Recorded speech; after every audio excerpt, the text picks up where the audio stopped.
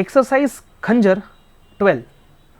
તો આ નામની જે એક્સરસાઇઝ છે એટલે કે મિલિટરી એક્સરસાઇઝ જે સૈન્ય ગતિવિધિ એ ભારત અને કિર્ગિસ્તાન એ બંને વચ્ચે કરવામાં આવેલી છે. માધવ નેશનલ પાર્ક જે મધ્યપ્રદેશમાં આવેલું છે એ ભારતનું 58મું ટાઈગર રિઝર્વ બનેલું છે. ભારતે એક ડીલ સાઇન કરેલી છે રશિયા સાથે. T-72 નામની ભારતની જે ટેન્ક છે જે આપણે રશિયા પાસેથી ખરીદી છે એના એન્જિનને કહી શકીએ કે રિપ્લેસ કરવા માટે અથવા તો અપગ્રેડ કરવા માટેની એક ડીલ થયેલી છે. ઇન્ડિયા AI કોમ્પ્યુટ પોર્ટલ અને AI કોશ ડેટા સેટ જે છે એમની શરૂઆત થયેલી છે, જે પ્લેટફોર્મ્સ છે. તો ભારતનું જે IT મંત્રાલય છે એમણે આ બે અલગ અલગ પોર્ટલ્સની શરૂઆત કરેલી છે. ભારતના જે પ્રધાનમંત્રી છે નરેન્દ્ર મોદીજી એમને બાર્બાડોસ જે દેશ છે એમણે ઓનરરી એવોર્ડ આપેલો છે. SE-2000 નામનું સેમી ક્રાયોજેનિક એન્જિન ડેવલપ કરેલું છે ઇસરોએ. DRDOએ ગાંડીવ નામની એર ટુ એર મિસાઇલ જે છે એનું એક કહી શકીએ કે ટેસ્ટિંગ કરેલું છે. ભારત સરકારે પ્રોજેક્ટ લાયનની શરૂઆત કરેલી છે અને એ ખાસ કરીને એશિયાટિક લાયન્સ કે જે ગુજરાતમાં જોવા મળે છે એના માટે એક બજેટ આપેલું છે. લગભગ 3000 કરોડ રૂપિયા સરકારે અલોટ કરેલા છે. ગંગા નદીમાં જે ડોલ્ફિન જોવા મળે છે એનો એક વસ્તી ગણતરીનો એક અંદાજ બહાર આવ્યો છે કે ગંગા નદીમાં જે ગંગેય ડોલ્ફિન જોવા મળે છે એની સંખ્યા લગભગ 6327 હોવાનું અનુમાન છે.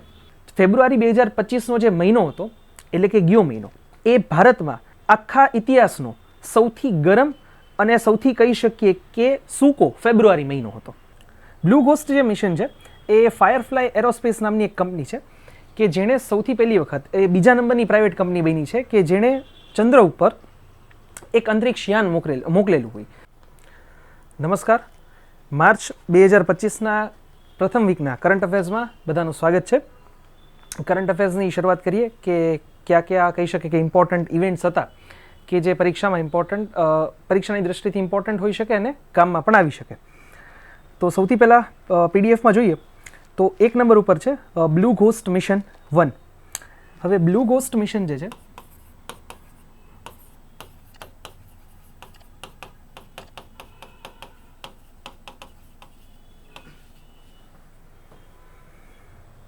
બ્લુ ઘોસ્ટ જે મિશન છે એ ફાયરફ્લાય એરોસ્પેસ નામની એક કંપની છે કે જેણે સૌથી પહેલી વખત એ બીજા નંબરની પ્રાઇવેટ કંપની બની છે કે જેણે ચંદ્ર ઉપર એક અંતરિક્ષ યાન મોકલેલું હોય.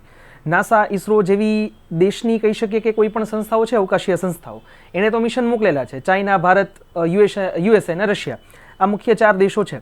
પણ એ સિવાયના પ્રાઇવેટ કંપની જો કહી શકીએ, ફોર એક્ઝામ્પલ સ્પેસએક્સ છે તો એ પ્રાઇવેટ કંપની છે. તો કોઈ પ્રાઇવેટ કંપની ચંદ્રની સપાટી સુધી પહોંચી હોય એવું બીજી વખત આખા વિશ્વમાં થયું છે.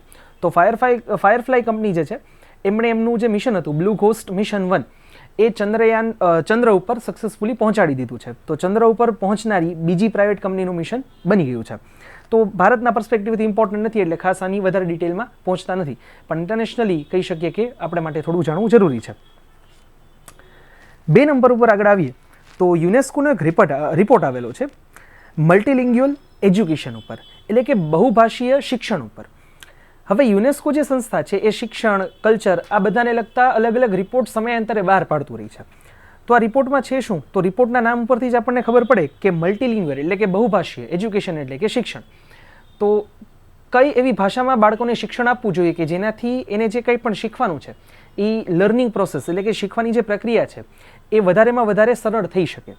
તો એના માટે ઓલવેઝ એવું મોટાભાગે બધા તજજ્ઞોનું માનવું છે કે માતૃભાષા જે કોઈ પણ બાળકની હોય એમાં જો એ કોઈ પણ વસ્તુ શીખે તો એના માટે વધારે સરળતાથી સમજી શકે, સિવાય કે બીજી કોઈ એ સિવાયની કોઈ પણ ભાષા હોય.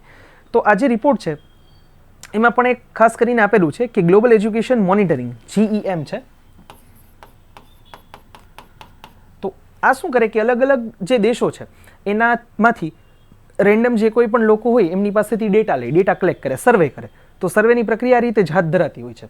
અને એ સર્વેમાં એવું જાણવા મળ્યું કે 40% વર્લ્ડની જેટલી પણ વસ્તી છે એના લગભગ 40% બાળકો અથવા તો કહી શકીએ કે લર્નર્સ એટલે કે વિદ્યાર્થીઓ એવા છે કે જેમને પોતાની જે લેંગ્વેજ છે, પોતાની જે ભાષા છે, ઇન શોર્ટ કહી શકીએ કે માતૃભાષા એ સમજે છે અને એ જ ભાષામાં એ લોકોને શિક્ષણ મેળવવામાં ચેલેન્જીસ છે એટલે કે પડકારો છે. ઇન શોર્ટ કે એ ભાષામાં એ લોકોને શિક્ષણ મળતું નથી. એ લોકો પોતાની જે માતૃભાષા જેમાં વધારે કમ્ફર્ટેબલ છે અને વધારે સારી રીતે સમજે છે બટ એ જ ભાષામાં એ લોકોને શિક્ષણ મળતું નથી કે તો એમાં ક્યાંક ને ક્યાંક પડકારો છે. તો આ 40% ઓવરઓલ છે. આમાં એક બીજો આગળ રિપોર્ટ તો ખૂબ મોટો એટલે આપણે આખા રિપોર્ટનું કંઈ કામ ન હોય બટ જે ઇમ્પોર્ટન્ટ છે જોઈએ તો આ ઓવરઓલ કીધું કે 40% ઓવરઓલ આખા વર્લ્ડમાં પોપ્યુલેશન છે કે જેને આમાં તકલીફ છે. બટ જ્યારે વાત કરીએ કે લોઅર અને મિડલ ઇન્કમ કન્ટ્રીઝ એટલે કે નીચી અથવા તો મધ્યમ સરેરાશ આવક ધરાવતા અથવા તો માથાદીઠ આવક ધરાવતા જે દેશો છે એમાં 90% સ્ટુડન્ટ્સને આ ચેલેન્જીસ જોવા પડે છે. તો એક ખૂબ કહેવાય ને કે બહુ એક મોટી ચેલેન્જ કહેવાય. અત્યારના ટાઈમમાં ટેકનોલોજી છે, આટલું બધું છે, પ્રિન્ટિંગ પ્રેસ, આટલી બધી સુવિધાઓ છે, છતાં પણ જો બાળકોને એમની માતૃભાષામાં જો શિક્ષણ ન મળે તો એ એક બહુ મોટી ચેલેન્જ કહેવાય કે જેમાં એ વધારે સારી રીતે સમજી શકે છે. એની પાછળ ક્યાંક ભારતના પર્સપેક્ટિવથી પાછું જોઈએ તો મા બાપની અને આખા સમાજની થોડીક આમ કહેવાય ને કે એક્સપેક્ટેશન વધારે છે કે બાળક અંગ્રેજી માધ્યમમાં ભણવું જોઈએ તો જ વધારે સારી રીતે બેટર ફ્યુચર ઓપ્શન્સ મળી શકે. તો હવે એ બધાના પર્સપેક્ટિવ અલગ અલગ છે. બાકી વાસ્તવિકતા આપણને પણ ખ્યાલ હોય છે કે જે આપણા માતા પિતાની જે આપણી એજના લોકો હોય એના માતા પિતાની જનરેશનના લોકો બહુ ઓછા એવા છે કે જે ઇંગ્લિશ મીડિયમમાંથી પાસ થયા છે અને છતાં પણ ઠીકઠાક એવું સારું એવું કરિયર છે એ લોકોનું, ધંધામાં હોય, નોકરીમાં હોય, કોઈ પણ જગ્યાએ હોય. તો લેંગ્વેજ એ કહી શકે કે નોલેજ મેળવવા માટેનું, જ્ઞાન મેળવવા માટેનું માધ્યમ છે. લેંગ્વેજને જ નોલેજ માની લઈએ તો એ તકલીફ ઊભી કરે છે અને સૌથી મોટું કારણ પણ એ જ હોય છે. તો હવે આ જે રિપોર્ટ છે એ ઇન્ટરનેશનલ મધર લેંગ્વેજ જે ડે છે એટલે કે આંતરરાષ્ટ્રીય માતૃભાષા દિવસ એના 25મી આ વખતે વર્ષગાંઠ હતી તો એના દિવસે આ રિપોર્ટ બહાર પાડેલો હતો અને જેમાં અલગ અલગ કહી શકીએ કે દેશની ભાષાઓ અને રિસર્ચ એ ભાષા ઉપર કહી શકીએ કે સર્વે કરવામાં આવેલો હતો. એ પછી 3 નંબર ઉપર આવજો. ખાસ પાછું પર્યાવરણની દ્રષ્ટિથી ખૂબ ઇમ્પોર્ટન્ટ. દર વખતે જેમ આપણે વાત કરીએ છીએ એમ કે પર્યાવરણને લગતા કંઈક ને કંઈક ખરાબ ન્યૂઝ હોય છે દર અઠવાડિયે. વિચાર કરી શકીએ કે દર અઠવાડિયે 52 અઠવાડિયે હોય તો 52 ખરાબ ન્યૂઝ હોય છે પર્યાવરણને લગતા. તો આ વખતે એમાં પણ એક ઉમેરો થયો છે. તો એ ન્યૂઝ છે ફેબ્રુઆરી 2025નો જે મહિનો હતો એટલે કે ગયો મહિનો એ ભારતમાં આખા ઇતિહાસનો સૌથી ગરમ અને સૌથી કહી શકીએ કે સૂકો ફેબ્રુઆરી મહિનો હતો. હું ઓબ્ઝર્વ કરું છું જ્યાંથી આ ભણાવીએ છીએ કરંટ અફેર્સ ને બધું ક્લાસમાં ત્યારથી હું પર્સનલી ઓબ્ઝર્વ કરું છું કે જુલાઈ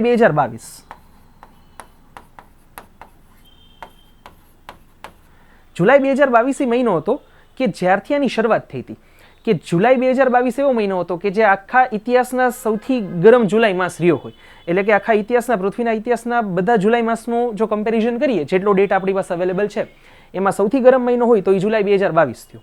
એ જ રિપોર્ટ દર વર્ષે ફરે છે કે 2023 હોય તો દરેક મહિના જાન્યુઆરીથી લઈને ડિસેમ્બર એ દરેક ઐતિહાસિક રીતે સૌથી ગરમ મહિનાઓ હતા.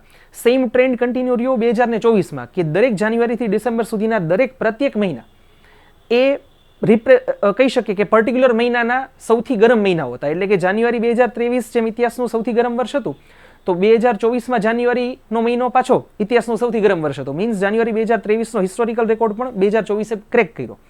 સેમ એ જ વસ્તુ રિપીટેશન આ વર્ષે પણ જોવા મળે છે કે જાન્યુઆરી 2025 તો હતો જ ઐતિહાસિક રીતે ગરમ મહિનો. ફેબ્રુઆરી મહિનામાં ભારતની દૃષ્ટિકોણથી હવે ઘણી વખત એવું લાગતું હોય કે ક્લાઇમેટને લગતા જે ન્યૂઝ છે એ ખોટા હોય કે કોઈનો નરેટિવ છે કે જે કંઈ પણ હોય. હવે આ જે રિપોર્ટ આપેલો છે ને ભારતના પર્સપેક્ટિવથી આ ભારતનો રિપોર્ટ છે.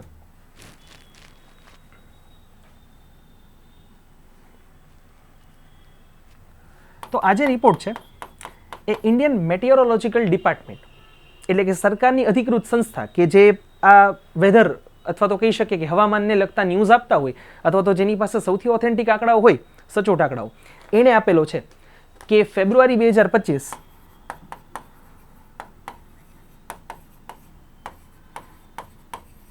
એ ભારતના દરેક ફેબ્રુઆરી મહિનાઓ જે કોઈ પણ ઐતિહાસિક રીતે રહ્યા એમાંનો સૌથી ગરમ અને સાથે સાથે સૌથી સૂકો મહિનો હતો. હવે સૌથી સૂકો મહિનો એટલે શું? આપણને ગરમ મહિનામાં તો સમજાય છે કે ટેમ્પરેચર જે છે વધારે હશે. તો ટેમ્પરેચર જે આપણે વાત કરીએ છીએ ઘણી વખત આપણે ક્લાસમાં પણ ચર્ચાઓ કરેલી છે, જે બધી ગ્લોબલ સમિટ થાય છે કે જેમાં એવો ટાર્ગેટ રાખવામાં આવેલો છે કે 1.5 ડિગ્રીથી તાપમાન વધવું ન જોઈએ. જે એવરેજ ગ્લોબલ ટેમ્પરેચર છે એ પ્રી હિસ્ટોરિકલ ટાઈમ એટલે કે ઐતિહાસિક રીતે જેટલું પણ તાપમાન વધારો થયો છે એમાં વધારો જે છે એ 1.5 ડિગ્રી સુધી સીમિત રાખવાની વાત છે. એ અહીંયા વધી ગયું છે. ફેબ્રુઆરી 2025નું હિસ્ટોરિકલ આપણે વાત કરીએ કે જે 17મી અથવા 18મી સદીથી જ્યારથી ઇન્ડસ્ટ્રીયલાઇઝેશન થયું ત્યારથી લઈને દરેક ફેબ્રુઆરી મહિનાનું જો જેટલો ડેટા અવેલેબલ છે આખા વર્લ્ડનો એમાં જોઈએ ને તો એ 1.5 ડિગ્રીથી ટેમ્પરેચર ઓલરેડી વધી ગયું છે. અને ડિટેલમાં ચર્ચા આપણે ક્લાસમાં પણ કરીએ છીએ. તો સાથે ડ્રાયેસ્ટ મંથ કઈ રીતે કહી શકાય એ સૌથી સૂકો મહિનો. તો આ મહિનામાં ભારતમાં જે પણ સ્થળોએ વરસાદ પડતો હોય નોર્મલી, કારણ કે ભારતમાં જે ચોમાસાની ઋતુ છે એ બે ટૂંકમાં એક ચોમાસાની ઋતુ કહેવાય ને એક રિટ્રીટિંગ મોન્સૂન એટલે કે પાછા ફરતા વરસાદની ઋતુ એ પૂરી થાય ને પછી ઠંડીના સમય દરમિયાન ભારતમાં વેસ્ટર્ન ડિસ્ટર્બન્સ કે પશ્ચિમી વિક્ષોભ જેને કહેવાય છે, જેના ઉપર જીપીએસસીએ મેઇન્સમાં આખો ક્વેશ્ચન પૂછ્યો હતો 10 માર્કનો રિટર્નમાં. તો એ પશ્ચિમી વિક્ષોભના કારણે શિયાળાની ઋતુમાં પણ ભારતમાં ઘણી બધી જગ્યાએ મોટાભાગે ઉત્તરમાં અને કહી શકીએ કે ઉત્તર પશ્ચિમના જે વિસ્તારો છે એમાં ખાસ કરીને વરસાદ જોવા મળતો હોય છે, માવઠા જોવા મળતા હોય છે, જે રવિ પાકને ફાયદાકારક પણ હોય છે, કારણ કે એને જે પાણીની જરૂરિયાત હોય છે એમાંથી પૂરી થઈ જાય છે. તો ફેબ્રુઆરી મહિનામાં જેટલો પણ દર વર્ષે વરસાદ પડે છે એમાં આ વખતે ફેબ્રુઆરી 2025માં 89.3% ઘટાડો આવ્યો છે. વિચાર કરી શકો કે ગયા વર્ષ કરતાં આ વર્ષે ફેબ્રુઆરી મહિનામાં જેટલો પણ એવરેજ વરસાદ પડે છે ભારતમાં એમાં 89% ઘટાડો છે.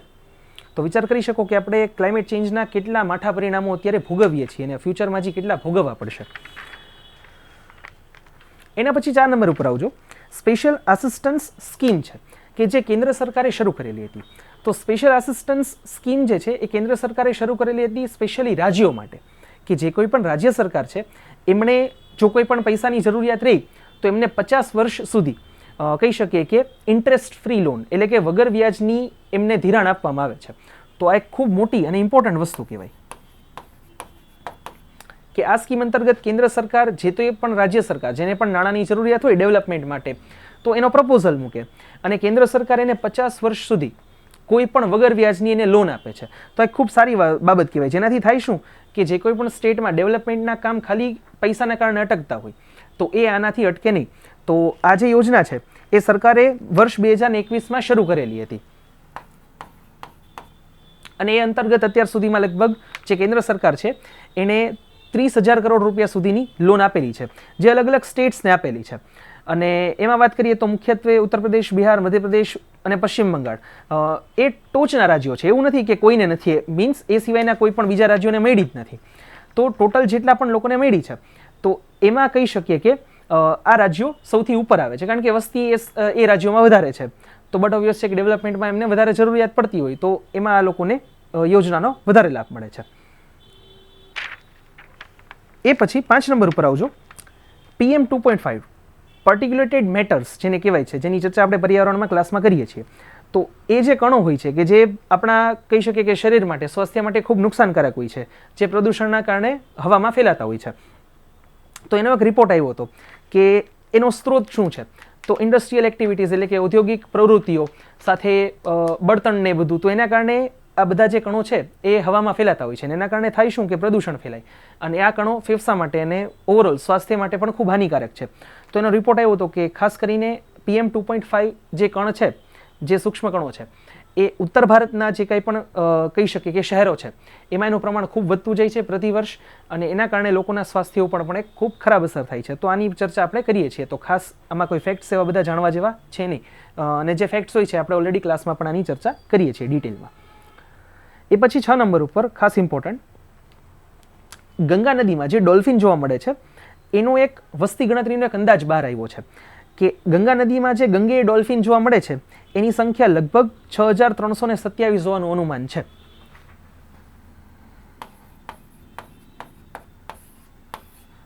હવે જો કોઈ પણ પ્રાણી હોય ને એની વસ્તી ગણતરી થાય, ધારો કે ગુજરાતમાં સિંહની વસ્તી ગણતરી થાય છે દર 5 વર્ષે, ભારતમાં જોઈએ તો વાઘની વસ્તી ગણતરી થાય છે, હાથીઓની વસ્તી ગણતરી થાય છે, મોટા ભાગે થતી હોય છે, ઘણી બધી એ રીતે વસ્તી ગણતરી થતી હોય છે. જ્યારે વાત કરીએ ડોલ્ફિનની, તો ડોલ્ફિન અથવા તો કોઈ પણ જળચરો છે એની વસ્તી ગણતરી ઘણેખરે અંશે કમ્પેરેટિવલી ચેલેન્જિંગ છે કે જે પશુઓ જે સપાટી ઉપર હોય, પૃથ્વી સપાટી ઉપર એટલે કે જમીન ઉપર, એની વસ્તી ગણતરી કરવી પણ ચેલેન્જિંગ છે, પણ એ થોડીક મેનેજ થઈ શકે. હવે જ્યારે આ નદીઓની વાત આવે તો એમાં થોડી ઘણી ચેલેન્જીસ વધતી જાય. એટલે આજે આંકડો આવ્યો છે 6,327. એ જે આંકડો છે એસ્ટિમેટ છે. એસ્ટિમેટ એટલે શું હોય કે અનુમાન છે. હવે અનુમાન એટલે પછી જો એમાં કંઈ 2-3 હજારનો ફેર ન પડે કે 4,000 હોય 6300 આપી દીધી હોય એવું ન હોય અને 8,000 હોય 6,000 જ મેળ્યું એવું ન હોય. એટલે આની અરાઉન્ડ ક્યાંક હોય. એટલે કહી શકીએ કે 5-10% મોટાભાગે વેરિએશન કદાચ જોવા મળે. 5-10% પણ કદાચ હું વધારે બોલી ગયો હોય, કારણ કે મને આનો અંદાજો નથી, એટલે આપણે એ પણ અનુમાન ન લગાવી શકીએ કે ફેરફાર કેટલાનો હોઈ શકે. બટ બહુ જાજો ડિફરન્સ ન હોય. કહેવાનો અર્થ એ છે કે 25-30% વેરિએશન ન હોય આંકડાઓમાં. તો આ જે આંકડો છે એ સરકાર દ્વારા આપવામાં આવ્યો છે કે ગંગા અને એની સહાયક જેટલી પણ નદીઓ છે જે મળીને ગંગા નદી તંત્ર બનાવે છે, તો એ બધામાં ટોટલ વાત કરીએ તો ડોલ્ફિનની જે સંખ્યા છે એ લગભગ 6,500 જેટલી છે. અને આ ડોલ્ફિન ખૂબ વિશિષ્ટ છે અને કહી શકીએ કે અત્યારે એની વસ્તી ખૂબ ઘટી ગઈ છે, તો એના કારણે એ બચાવવી પણ ખૂબ જરૂરી છે.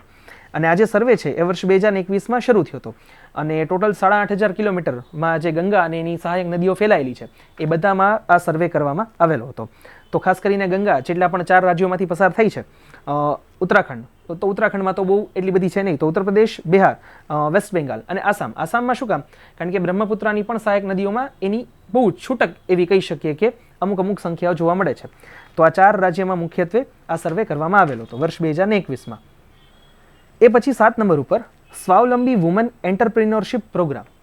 તો સરકાર દ્વારા વર્ષ 2025માં એટલે કે આ જ વર્ષે ministry of skill development and entrepreneurship, આના દ્વારા કે જે આ મંત્રાલય છે કહી શકીએ કે સ્કિલ ડેવલપમેન્ટ અને ઉદ્યોગ સાહસિકતા મંત્રાલય, એના દ્વારા આ એક સ્કીમ શરૂ કરવામાં આવેલી હતી. હવે જો સ્વાવલંબી એટલે કે સ્વ એટલે પોતાનું, અવલંબન એટલે કે પોતાના ઉપર પગભર રહી શકે એવી રીતે વુમન એન્ટરપ્રિન્યોરશિપ પ્રોગ્રામ છે.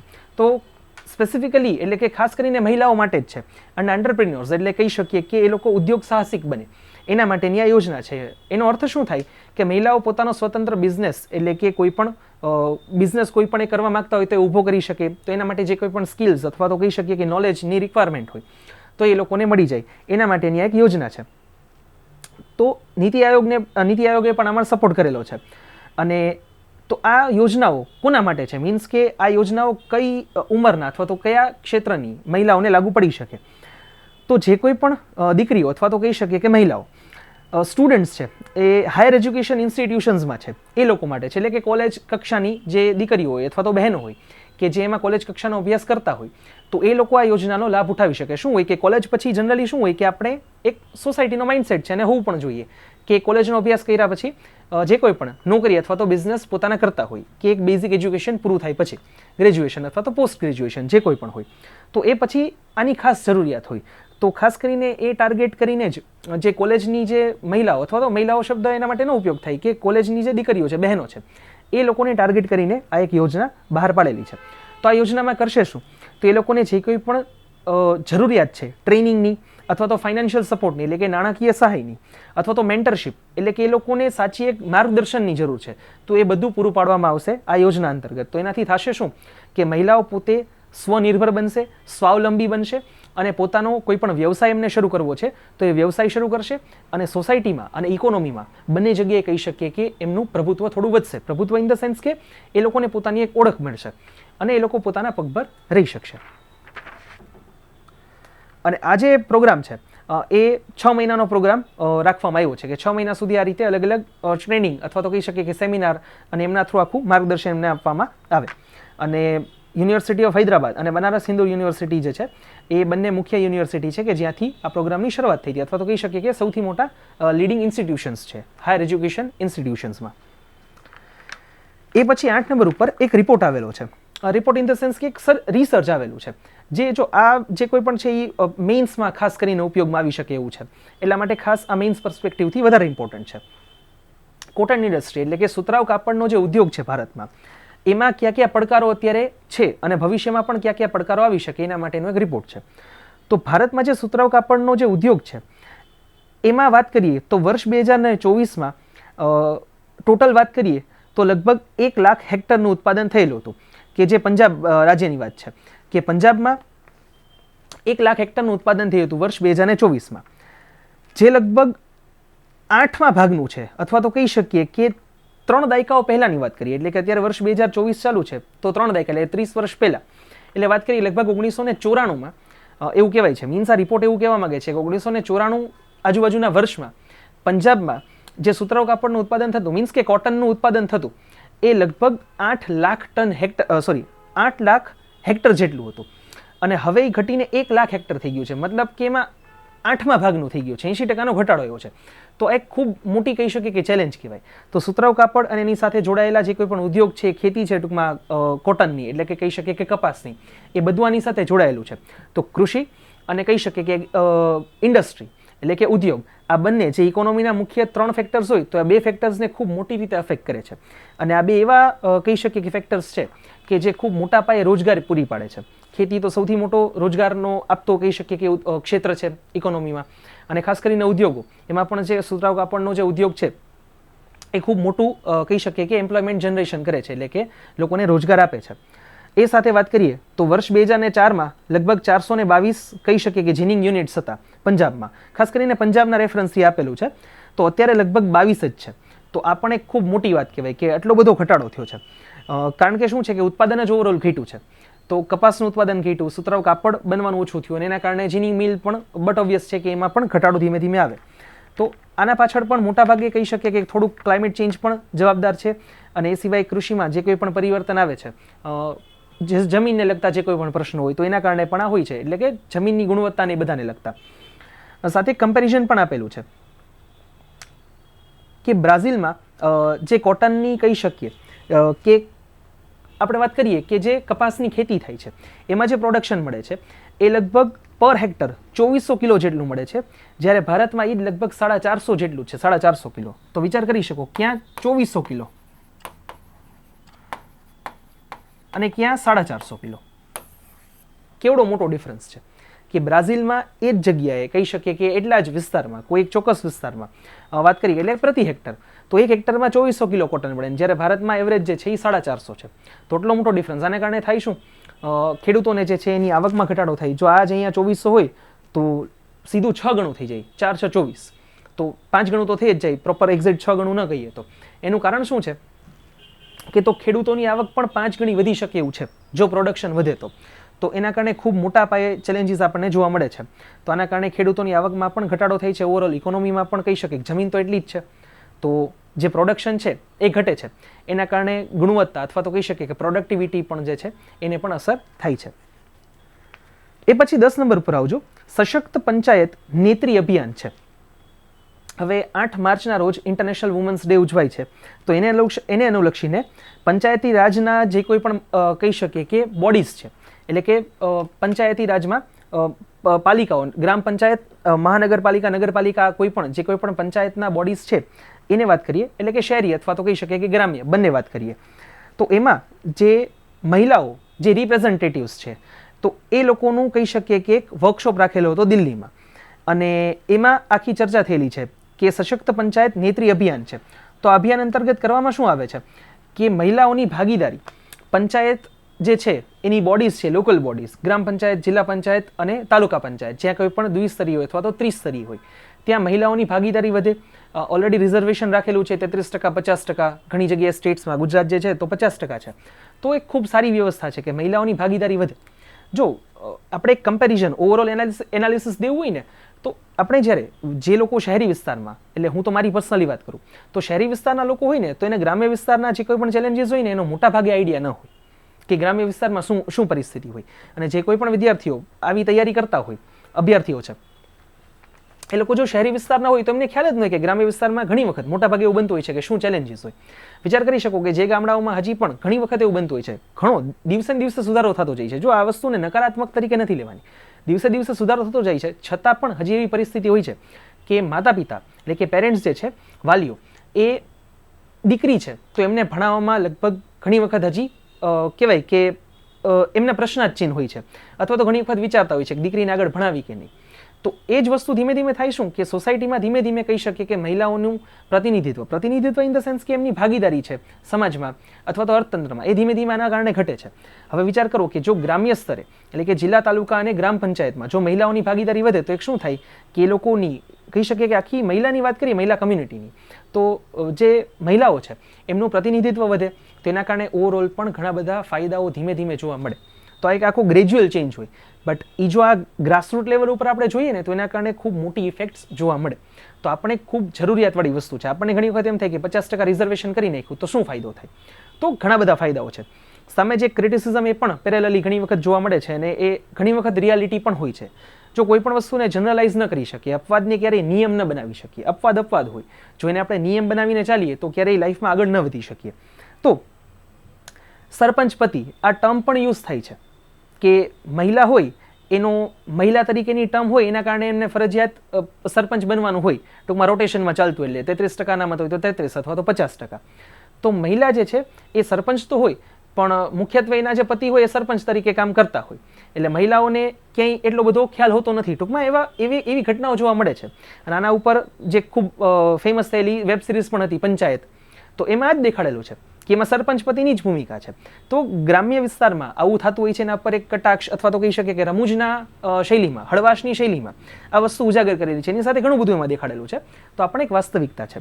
બટ એમાં પણ ધીમે ધીમે જો એકવાર સરપંચ પતિ એવો ટર્મ આવશે તો ઓફિશિયલી તો એ લોકોને સત્તા આવી છે ને, મહિલાઓને ઓન પેપર તો સત્તા છે. તો ધીમે ધીમે બની શકે કે ગ્રેજ્યુઅલી બાય ધ ટાઈમ એમની પાસે પણ એકચ્યુઅલ સત્તા આવી શકે. સમયના સાથે ઘણું બધું પરિવર્તન થતું હોય છે. એ પછી આગળ વાત કરીએ કે 11 નંબર ઉપર પ્રોજેક્ટ લાયન. તો ભારત સરકારે પ્રોજેક્ટ લાયનની શરૂઆત કરેલી છે. અને એ ખાસ કરીને એશિયાટિક લાયન્સ કે જે ગુજરાતમાં જોવા મળે છે એના માટે એક બજેટ આપેલું છે. લગભગ 3000 કરોડ રૂપિયા સરકારે અલોટ કરેલા છે. એના માટે જ પ્રધાનમંત્રી પણ જે કહી શકીએ કે ગીરની મુલાકાતે આવેલા હતા અને પ્રોજેક્ટ લાયન જે છે એની શરૂઆત થયેલી હતી. તો ગુજરાત જે છે એમાં ખાસ કરીને લગભગ 674 જેટલા સિંહોની અત્યારે વસ્તી છે, જે છેલ્લી વસ્તી ગણતરી થઈ હતી વર્ષ 2020 એના પ્રમાણે. અને 2015ની એની પહેલાંની વસ્તી ગણતરી થઈ હતી એના પ્રમાણમાં 5 વર્ષ પછી એટલે કે 2020માં 30% સંખ્યામાં વધારો થયો છે. ટૂંકમાં સિંહોની જે સંખ્યા છે એમાં 30%નો વધારો થયો છે. તો વર્તમાનમાં એવું કહેવાય છે જૂના ડેટા પ્રમાણે 2020 પ્રમાણે કે લગભગ 750 જેટલી સિંહની વસ્તી છે. તો એક ખૂબ સારી વાત કહેવાય. એક સમય એવો હતો કે ગુજરાતમાં લગભગ સિંહની જે સંખ્યા છે મને એક્ઝેક્ટ નથી યાદ, કદાચ હું ખોટો હોઈ શકું, લગભગ 18-20 સુધી પહોંચી ગઈ હતી. એટલે એટલી ઘટી ગઈ હતી. એમાંથી ધીમે ધીમે અત્યારે 750ની સંખ્યાએ પહોંચ્યા છીએ. તો આ એક ખૂબ સારી વાત કહેવાય કે આ જે પ્રજાતિ છે જે લુપ્ત થતી જાય છે તો ગુજરાતમાં અથવા તો કહી શકીએ કે સૌરાષ્ટ્રમાં ખાસ કરીને એક જ જગ્યાએ જોવા મળે છે તો એનું ડેવલપમેન્ટ થયું તો એક ખૂબ સારી વાત કહેવાય. તો એના કારણે જ પ્રોજેક્ટ લાયનની શરૂઆત થયેલી છે. આ સાથે જ બરડા ડુંગર વાઇલ્ડ લાઇફ સેન્ચ્યુરી એટલે કે અભયારણ્ય વિસ્તાર છે, ત્યાં જ ગીર માટેનું એક કહી શકીએ કે અલગથી એટલે કે સિંહો માટેનો વિસ્તાર ગીર તો છે જ, તો બરડા ડુંગર જે અભયારણ્ય છે ત્યાં પણ સિંહોને કહી શકીએ કે સ્થળાંતરિત અથવા તો કહી શકીએ કે એમના માટે એક અલગ વ્યવસ્થા પાછી ઊભી કરવામાં આવશે. કારણ કે સિંહો માટે હવે જંગલ ટૂંકું પડે છે. ગીરના જંગલનો વિસ્તાર ધીમે ધીમે કહી શકીએ કે મહદ અંશે એટલો જ છે, પણ થોડો ઓછો થાય છે યર બાય યર. અને સિંહોની સંખ્યા વધે છે. તો થાય છે શું, એના કારણે સિંહો જે છે ગામડાઓમાં પહોંચી જતા હોય કે શહેરી વિસ્તારમાં આવી જાય. એટલે એ તો વિસ્તાર એનો જોતા આપણે શહેરી વિસ્તાર બનાવેલો છે. તો એના કારણે શું થાય, માણસ એટલે કે કહી શકીએ માનવ અને પશુ એ બંને વચ્ચે જે કોન્ફ્લિક્ટ થાય છે, આના ઉપર પણ જીપીએસસી એક ક્વેશ્ચન પૂછેલો હતો લાસ્ટ યર અને એનું સોલ્યુશન પણ આપણે મૂકેલું છે. તો સાયન્સ એન્ડ ટેક અને જોગ્રાફી બંનેમાં એમાં ક્વેશ્ચન પૂછાયેલા હતા.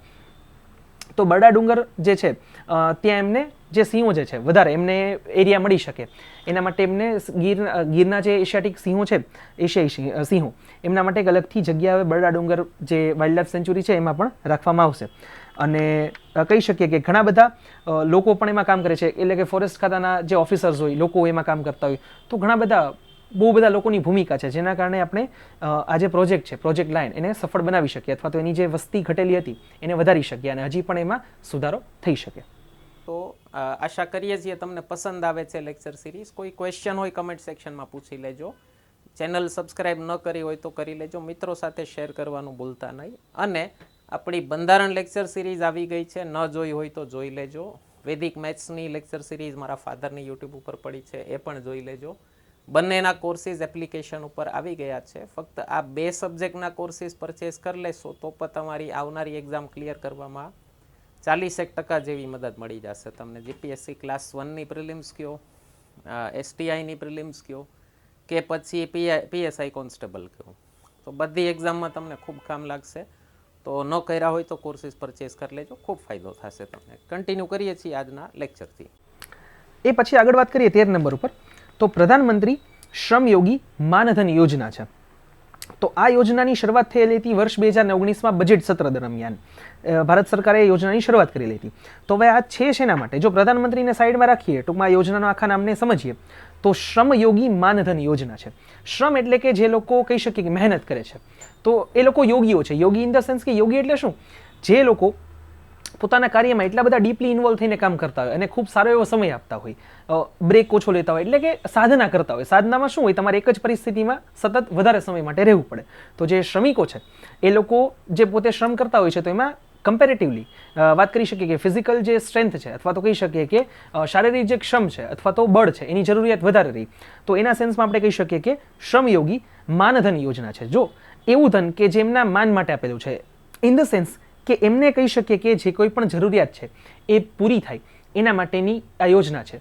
તો આ શ્રમિકો માટેની યોજના છે કે જે શ્રમિકોની કહી શકીએ કે આવક ખૂબ ઓછી હોય, એટલે કે માસિક આવક અમુક લિમિટ કરતાં ઓછી હોય, જેમાં સરકારે યોજનામાં આપેલી છે કે 15,000 કરતાં ઓછી માસિક આવક ધરાવતા લોકો હોય એ આ યોજનાનો લાભ ઉઠાવી શકે. તો અમુક હદથી ઓછી આવક હોય અને જે કહી શકીએ કે અસંગઠિત ક્ષેત્ર એટલે કે અનઓર્ગેનાઇઝડ સેક્ટર્સમાં કામ કરતા હોય એ લોકો માટેની આ યોજના છે કે એ લોકોને જ્યારે એ લોકો રિટાયર થાય, એટલે કે કહી શકીએ કે કામમાંથી સેવાનિવૃત્ત થાય, 60 વર્ષની આ ટૂંકમાં એમાં લિમિટ રાખેલી છે કે 60 વર્ષ પછી એ લોકોને માસિક 3,000 રૂપિયાનું એક પેન્શન આપવામાં આવશે.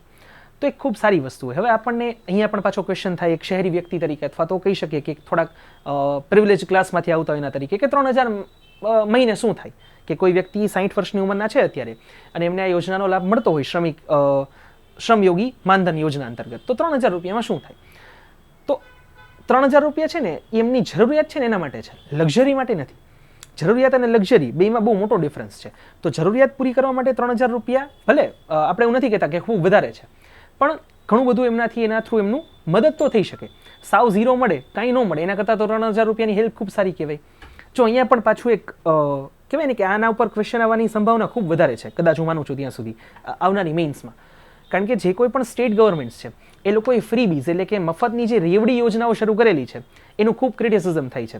ચૂંટણી પંચ, સુપ્રીમ કોર્ટ આ બધાએ ઘણી વખત અલગ અલગ કોમેન્ટ્સ આપેલી છે. થાય છે શું કે ફ્રીબીઝ એટલે કે મફતની રેવડીની યોજના અને જે કહી શકીએ કે સરકારની જે યોજનાઓ છે કે જે બેનિફિશિયરી સ્કીમ છે કે જે બહુજન માટે એટલે કે કહી શકીએ કે મોટાભાગના લોકોને જે કવર કરતી હોય, તો એ લોકો માટેની જે સ્કીમ હોય ને એટલે કે યોજનાઓ હોય એટલે કે પબ્લિક વેલફેર સ્કીમ્સ, એ બંને વચ્ચે ડિફરન્સ નથી ખબર પડતી. એટલે કે બાઉન્ડ્રી નક્કી નથી કરી શકાતી કે કઈ યોજનાને રેવડી તરીકે ગણવી અથવા તો કઈ યોજનાને વેલફેર સ્કીમ એટલે કે સહાયક યોજના તરીકે ગણવી. ફોર એક્ઝામ્પલ એક કમ્પેરિઝન લઈએ કે આ પ્રધાનમંત્રી માનધન યોજના છે ને એને આપણે લેવી જોઈએ કે એક આ ફ્રીબીઝ નથી, આ કહી શકીએ કે એક વેલફેર સ્કીમ છે. શું કામ? કારણ કે નક્કી કરેલું છે કે આટલી માસિક આવક કરતાં ઓછી આવક ધરાવતા લોકોને જ આ લાગુ પડે છે અને એ લોકોને જ આની જરૂરિયાત છે. જ્યારે રેવડી સ્કીમ શું હોય કે સ્ટેટમાં રહેતી દરેક મહિલાઓ એમાં પણ આવક નક્કી કરેલી છે, એમને દર મહિને ફિક્સ એટલા રૂપિયા મળશે. તો જે સશક્ત છે, જે હાથ પગ ચાલી શકે એમ છે, જે કમાઈ શકે એમ છે અથવા તો જેને કમાવાની જરૂર નથી એને પણ જો સાથે સાથે એને બેનિફિટ આપવામાં આવે તો એને સહાયકારી યોજના નહીં કહી શકીએ કે એને ફ્રીબીઝ તરીકે એટલે કે રેવડી તરીકે ગણવામાં આવે. તો આની એક કોઈ ચોક્કસ ડેફિનેશન જ નથી, વ્યાખ્યા જ નથી કે કઈ યોજનાને રેવડી યોજના કહેવી અથવા તો કઈ યોજનાને વેલફેર સ્કીમ કહેવી. તો આ પણ એક ડિસ્પ્યુટ છે કે જેના ઉપર પણ ક્વેશ્ચન કદાચ મેઇન્સમાં પૂછાઈ શકે. તો પ્રિલિમ્સના પર્સપેક્ટિવથી ખાલી યોજનાનું ઇમ્પોર્ટન્સ છે કે શું છે યોજના અને કોને લાગુ પડે છે, પણ મેઇન્સના પર્સપેક્ટિવથી બેયને ડિફરન્શિએટ કરવી કે એક બાઉન્ડ્રી નક્કી હોવી જોઈએ કે આ યોજનાને ફ્રીબીઝ ગણવી અથવા તો એને વેલફેર સ્કીમ ગણવી. તો એમાં પણ ઘણા બધા ઓપિનિયન્સ હોઈ શકે કે ડિફરન્સ ઓફ ઓપિનિયન્સ હોઈ શકે કે મતભેદ હોઈ શકે આમાં. તો આ યોજના અંતર્ગત હવે ફેક્ટ્સની વાત કરીએ. લગભગ 31 કરોડ લોકો 30.51 કરોડ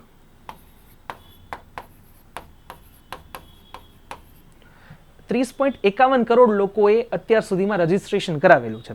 તો વિચાર કરી શકીએ કે શ્રમ યોગી માનધન યોજના છે એ અંતર્ગત આટલા લોકોએ ઈ શ્રમ પોર્ટલ સરકારે જે શરૂ કરેલું છે એના ઉપર રજીસ્ટ્રેશન કરાવેલું છે 2024 સુધીમાં. જો વિચાર કરી શકો 19માં યોજના શરૂ થઈ, 5 વર્ષમાં 30 કરોડ લોકો. તો વિચાર કરી શકો કે 30 કરોડ લોકો એવા છે કે જે અસંગઠિત ક્ષેત્રમાં કામ કરે છે ને જેમની માસિક આવક 15,000 કરતાં ઓછી છે. હવે વિચાર કરો કે એવી લાઈફસ્ટાઈલ, એવી જીવનશૈલી, એવું જીવન ધોરણ જે લોકો જીવતા હોય એને 60 વર્ષ પછી મહિને 3,000 રૂપિયા પણ સરકાર તરફથી સહાય મળે ને તો એક ખૂબ મોટી સહાય કહેવાય એ લોકો માટે. એ લોકોને નેસેસિટી એની ફૂલફિલ કરવાની છે, એટલે કે જરૂરિયાતને પહોંચવાનું છે, એને લક્ઝરી લાઈફ નથી જીવવાની. આ જે કોઈ પણ એને મદદ મળે છે એનાથી. તો એના કારણે કહી શકીએ કે આ યોજના ખૂબ ઇમ્પોર્ટન્ટ છે અને આ યોજના હજી પણ આગળ શરૂ રહેવી જોઈએ. અને આ જે યોજના છે એનું આખું મેનેજમેન્ટ કરે છે life insurance corporation of India એટલે કે LIC કંપની. અને જેમ વાત થઈએ કે 15,000 કરતાં જે માસિક આવક ઓછી હોય એ લોકોને આનો યોજનાનો લાભ મળી શકે છે. અને એવા લોકો કે જે EPF, ESIC અથવા તો NPS જે છે એમાં કહી શકીએ કે એનો ભાગ ન હોય એવા લોકોને જ આ યોજનાનો લાભ મળે છે. અને 60 વર્ષ પછી જેમ વાત થઈ એમ કે 3,000 રૂપિયા માસિક મળે છે. અને જો એમનું મૃત્યુ થાય છે તો એમના કહી શકીએ કે પરિવારજનો છે અથવા તો કહી શકીએ કે એમના વાઇફ અથવા તો હસબન્ડને એમને 50% એટલે કે 1,500 રૂપિયાની રાહત કહી શકે અથવા તો કહી શકે કે યોજનાની જે રકમ છે એ મળે છે. એ પછી 14 નંબર ઉપર આવજો. DRDOએ ગાંડીવ નામની એર ટુ એર મિસાઇલ જે છે એનું એક કહી શકીએ કે ટેસ્ટિંગ કરેલું છે અથવા તો એ ડેવલપમેન્ટ કરવાની શરૂઆત કરેલી છે. તો ગાંડી વગેરે પાછો આની પણ પહેલાં પણ ચર્ચાઓ થયેલી છે કે મોટાભાગે એવું હોય છે કે જે કોઈ પણ નવું હથિયાર અથવા તો યોજનાઓ શરૂ થતી હોય મોટાભાગે ખાસ કરીને હથિયારોમાં પૌરાણિક કહી શકે કે કથાઓ અથવા તો રેફરન્સ એમાં મોટાભાગે હોય છે.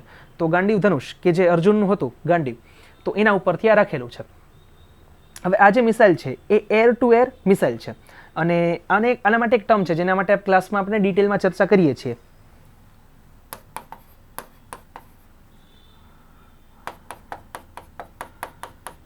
આનું ફૂલ ફોર્મ 2-3 વર્ષ પહેલા જીપીએસસીમાં પૂછાયેલું હતું, આઈએસ એસટીઆઈ ઓર ડીવાયએસઓની પ્રિલિમ્સમાં. BVRAAM beyond visual range air to air missile આને કહેવાય છે. હવે આવી જ શ્રેણીની આપણી પાસે એક ઓલરેડી મિસાઇલ છે કે જે અત્યારે ડિફેન્સનો ભાગ છે અને મિસાઇલનું નામ છે અસ્ત્ર મિસાઇલ. હવે એર ટુ એર મિસાઇલ એટલે શું? હવામાંથી જ ફાયર કરવામાં આવે. હવામાંથી ફાયર કરવામાં આવશે એટલે મોટા ભાગે ફાઇટર જેટમાંથી, અને હવામાં જ જે ટાર્ગેટ રહેલો છે એને ટાર્ગેટ કરવા માટેની વાત છે. તો અહીંયા આગળ જે શબ્દ છે beyond visual range, visual range એટલે એવો ટાર્ગેટ કે જે દેખાતો નથી, મીન્સ કે જે પાયલોટ છે એના માટે ઓબ્ઝર્વેબલ નથી, સામે નથી દેખાતો. તો એને ટાર્ગેટ કરવા માટે ખૂબ અલગ ટેકનોલોજીની જરૂરિયાત પડે, જેની ચર્ચા આપણે ક્લાસમાં કરીએ છીએ ડિટેલમાં. તો એના માટે જ કોર્સ જે છે એ આપણો જરૂરી છે અહીંયા ક્લાસમાં ભણવા આવવું. તો આ જે નવી જે ગાંડીવ મિસાઇલ છે એની રેન્જ હશે લગભગ 340 કિલોમીટર જેટલી. તો અસ્ત્ર જે મિસાઇલ છે એની રેન્જ આના કરતાં ઓછી છે, લગભગ 110 કિલોમીટર જેવી છે.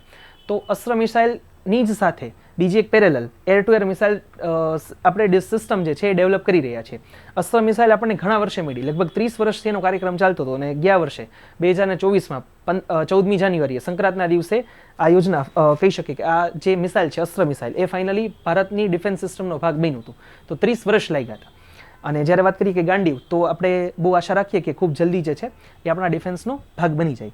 તો આની સાથે પેરેલલી વાત કરીએ તો ચીનની, અમેરિકાની અને ફ્રાન્સની અલગ અલગ મિસાઇલો છે beyond visual air to air missile કે જે આ શ્રેણીમાં આવતી હોય, જે શ્રેણીની મિસાઇલ ભારત પાસે અસ્ત્ર છે અને નવી આપણે ગાંડીવ બનાવીએ છીએ. તો જે આપણા પેરેલલ ઓપ્શન્સ છે વર્લ્ડમાં, ફ્રાન્સની જે મિસાઇલ છે એની રેન્જ લગભગ 200 કિલોમીટર છે, ચાઇનાની જે છે લગભગ 300 કિલોમીટર અને અમેરિકાની 300 કિલોમીટર અને ચાઇનાની 240 કિલોમીટર રેન્જવાળી મિસાઇલો છે એમની પાસે પણ.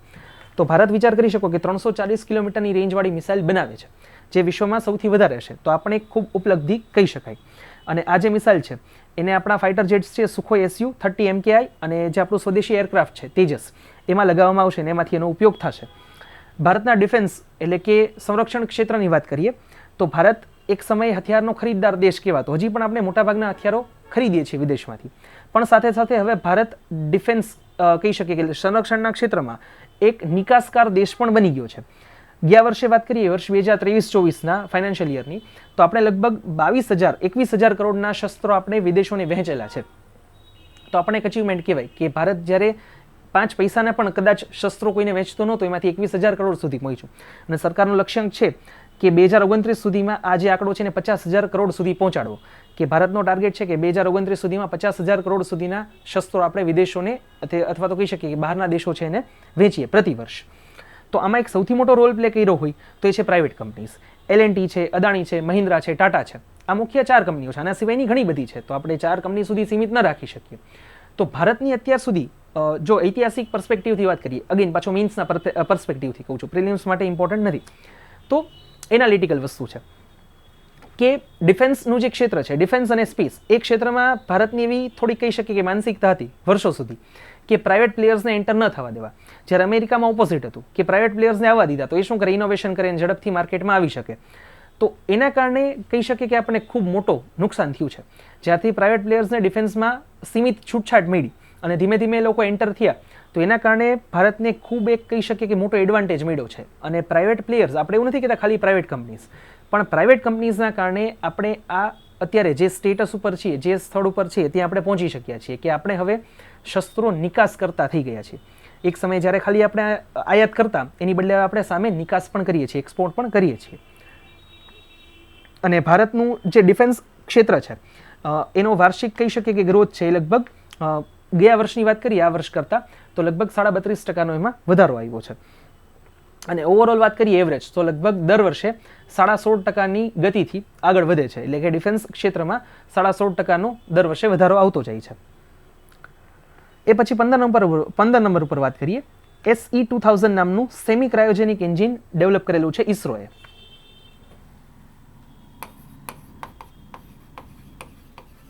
હવે ક્રાયોજેનિક એન્જિન શું છે એની આપણે ડિટેલમાં ચર્ચા કરીએ છીએ લેક્ચર્સમાં. તો સેમી ક્રાયોજેનિક એટલે કે અર્ધ ક્રાયોજેનિક એન્જિન ડેવલપ કરેલું છે. હવે આપણી પાસે અત્યારે આપણું પોતાનું ક્રાયોજેનિક એન્જિન પણ છે, પણ અર્ધ ક્રાયોજેનિક એન્જિન ખાસ કરીને જે આપણા નવા શ્રેણીના જે કોઈ પણ રોકેટ્સ છે એના માટેની જરૂરિયાત છે. તો એના માટે આના જે કોઈ પણ ટેસ્ટિંગ કરવાના હોય તો એની ઇસરોએ શરૂઆત કરેલી છે. અને આનો જે થ્રસ્ટ હોય છે એ લગભગ 2000 કિલો ન્યૂટન સુધીનો હશે. તો અત્યારે ડેવલપમેન્ટ ફેઝમાં છે, એટલે કે ટ્રાયલ ફેઝમાં છે. બહુ જલ્દી આશા રાખીએ કે આનો જે ઉપયોગ છે એ ભવિષ્યના મિશનમાં થઈ શકે અને ઇસરોના જે કોઈ પણ નવા મિશન છે એમાં મદદરૂપ થઈ શકે. અને આનો ઉપયોગ શેમાં થશે? તો NGLV ન્યૂ જનરેશન જે લોન્ચિંગ વ્હીકલ છે, નેક્સ્ટ જનરેશન લોન્ચિંગ વ્હીકલ, એમાં લોઅર અર્થ ઓર્બિટમાં 30 ટન સુધીના પેલોડ જે છે એને લઈ જવામાં મદદરૂપ થઈ શકશે. તો એના માટે જ ખાસ કરીને એક ડેડિકેટેડ એન્જિન બનાવેલું છે, સેમી ક્રાયોજેનિક એન્જિન. એ પછી 16 નંબર ઉપર આવીએ તો પછી ફરી વખત ક્લાઇમેટ ચેન્જનો એક રિપોર્ટ આવેલો છે, એટલે કે એક સર્વેક્ષણ આવેલું છે નેચર જે ખૂબ મોટું પબ્લિકેશન છે એમના મેગેઝિનમાં, કે 1.5 ડિગ્રી સુધી તાપમાન વધ્યું છે. એના કારણે 30 જે મેજર ક્રોપ્સ છે એને પર્યાવરણના કારણે જે ગ્લોબલ વોર્મિંગ થઈ છે એના કારણે ખૂબ મોટું નુકસાન થયું છે. 30 મેજર ક્રોપમાં પણ મેઇન મુખ્ય વાત કરીએ તો ઘઉં, ચોખા અને મકાઈ, મુખ્યત્વે આખા વિશ્વની વાત કરીએ તો એના કારણે એમને ખૂબ મોટું નુકસાન થયું છે. એનો જે પાક છે એનો જો ક્રોપ યીલ્ડ એટલે કે પાકનો વિસ્તાર છે એમાં ઘટાડો થતો જાય છે, પાકની ગુણવત્તા ઘટે છે, ઉત્પાદનમાં ઘટાડો થતો જાય છે. ખાસ કરીને પેસ્ટિસાઇડ્સ, વિશ્વની વસ્તી એટલી છે કે પૂરું પાડવા માટે પેસ્ટિસાઇડ્સ અથવા તો કહી શકીએ કે જે ફર્ટિલાઇઝર્સ છે, પ્રોટેક્ટ કરવા માટે પેસ્ટિસાઇડ્સ અને વધારવા માટે, પાક વધારવા માટે ફર્ટિલાઇઝર્સની જરૂર પડે છે. તો એના કારણે પાકની ગુણવત્તા ઘટે છે ઉત્પાદન મેન્ટેન રાખવા માટે. તો ઘણી બધી રીતે આ નુકસાનકારક છે. તો એ પણ એક આખો રિપોર્ટ આવેલો છે, તો એ પણ તમે નિરાતે વાંચી શકો. એ પછી 17 નંબર ઉપર આવીએ તો ફરી વખત પાછું ઇમ્પોર્ટન્ટ ભારત માટે, કે ભારતના જે પ્રધાનમંત્રી છે નરેન્દ્ર મોદીજી, એમને બાર્બાડોસ જે દેશ છે એમણે ઓનરરી એવોર્ડ આપેલો છે. તો વેક્સિન ડિપ્લોમેસી એક ટર્મ આવેલી હતી, એટલે કે આપણે એનું ઇનિશિએટ કરેલું હતું વર્ષ 2021માં, જ્યારે COVID-19નો જે સમયગાળો હતો એ સમયે ભારતે ઘણા બધા દેશને ખાલી ફ્રીમાં વેક્સિન્સ આપેલી હતી. આને કારણે થયું હતું શું કે એ સમયે ભારત જે છે એ ઘણા બધા લોકોને ખૂંચતું હતું, યુરોપ અને અમેરિકાના દેશોને. શું કામ? કારણ કે એ લોકોએ વેક્સિન ડેવલપ કરેલી હતી. હવે આપણે સમજો, એક વસ્તુ સમજો કે આપણે જો આ નાના નાના દેશો છે, બાર્બાડોસ એટલે ખૂબ નાનો દેશ છે, એક આઇલેન્ડ કન્ટ્રી છે, એટલે કે એક ટાપુ દેશ છે. તો ટ્રિનિદાદ અને ટોબેગો એવા બધા જે દેશો છે ત્યાં આવેલો છે. તો વિચાર કરી શકો કે આપણે જો એ લોકોને વેક્સિન ન આપી હોત તો એ વેક્સિન, એ લોકોને વેક્સિનની જરૂર તો પડત જ, તો એ શું કરત? એમને ખરીદવી પડત. બટ ઓબ્વિયસ છે યુરોપ અને અમેરિકાના દેશો પાસેથી, કે જે લોકોએ વેક્સિન બનાવેલી હતી. તો એના કારણે થાત શું કે યુરોપ અને અમેરિકાના દેશોને કાં તો એને ફાઇનાન્શિયલ લાભ સીધો મળત, શું થાત કે વેક્સિન વેચે અને એનાથી એને પૈસા મળત, અથવા તો બીજો લાભ શું થાત, એ લોકો એને ફ્રીમાં આપત તો સામે કંઈક વસ્તુ લે તેમની પાસેથી, એટલે કે કરાર થાત. જે વાત અત્યારે રશિયા યુક્રેન વોરમાં પણ ચાલે છે કે અમેરિકાએ હવે એની જે ખાણ ને એ બધું છે એમાં પણ પાર્ટ ડિવિઝન માંગ્યો છે, એમનો એક હિસ્સો માંગ્યો છે. તો એવી કંઈક વસ્તુ થાત. ઇન શોર્ટ, એ લોકોને ફ્રીમાં ન મળે. જે કોઈ પણ આ નાના ટાપુ દેશો છે એમને ફ્રીમાં વેક્સિન ન મળે. જ્યારે ભારતે કોઈ પણ સ્વાર્થ વગર, વિના સ્વાર્થે, જે નાના દેશો છે કે જે લોકોની આર્થિક પરિસ્થિતિ ખરાબ છે, જ્યાં વેક્સિનની જરૂરિયાત હતી, એમને મફત એક ડિપ્લોમેસી પણ સાઈડમાં જવા દઈએ તો એક માનવતાના ભાગરૂપે ભારતે વેક્સિન્સ આપેલી હતી. આના કારણે થયું શું કે જે ચાઇનાનો હોલ્ડ હતો આખા વર્લ્ડ ઉપર, હજી પણ છે, હજી એને નકારી નથી શકીએ આપણે પૂરી રીતે, અને એ થોડુંક ચેલેન્જિંગ પણ છે. ખાલી ફ્રીમાં વેક્સિન આપવાથી પણ એ નથી થઈ જતો. પણ એમાં ઘણો ખરો આપણે માનસિક રીતે બદલાવ કરેલો છે કે એક દેશ છે કે જેના કારણે આખું વર્લ્ડ પરેશાન થયું, અને બીજો દેશ છે કે જેણે એમાંથી બહાર કાઢ્યા અને ફ્રીમાં વેક્સિન્સ આપી. તો વેક્સિન ડિપ્લોમેસીના કારણથી, અથવા તો કહી શકીએ કે એની મદદના કારણે બાર્બાડોસ જે દેશ છે, ટાપુ દેશ છે, એમણે ભારતના જે પ્રધાનમંત્રી છે એમને ઓનરરી એવોર્ડ આપેલો છે. અને જે કેરીકોમ લીડર્સની જે સમિટ હતી જે ગયા વર્ષે 2024માં નવેમ્બર મહિનામાં ગુયાનામાં થઈ હતી, તો એ વખતે પણ કહી શકીએ કે આમની ચર્ચા થયેલી હતી. ખાસ કે એમણે જે રીતે બાર્બાડોસને આપણે ભારતે મદદ કરેલી હતી વેક્સિન આપવામાં, તો એની પણ ત્યારે ખૂબ ચર્ચા થયેલી હતી. અને બાર્બાડોસ જે ટાપુ દેશ છે એ પણ એક અગેન કહી શકીએ કે બ્રિટિશ કોલોની હતો, એટલે કે બ્રિટનના આધિપત્ય નીચે હતો. અને વર્ષ 1966માં એમને સ્વતંત્રતા મળી હતી. જેમ ભારતને 1947માં મળી, એવી રીતે બાર્બાડોસને 1966માં સ્વતંત્રતા મળેલી હતી. એ પછી 18 નંબર ઉપર ઇન્ડિયા એઆઈ કોમ્પ્યુટ પોર્ટલ અને એઆઈ કોશ ડેટા સેટ જે છે એમની શરૂઆત થયેલી છે, જે પ્લેટફોર્મ્સ છે. તો ભારતનું જે આઈટી મંત્રાલય છે એમણે આ બે અલગ અલગ પોર્ટલ્સની શરૂઆત કરેલી છે. એક જે છે એ ઇન્ડિયા એઆઈ કોમ્પ્યુટ પોર્ટલ છે.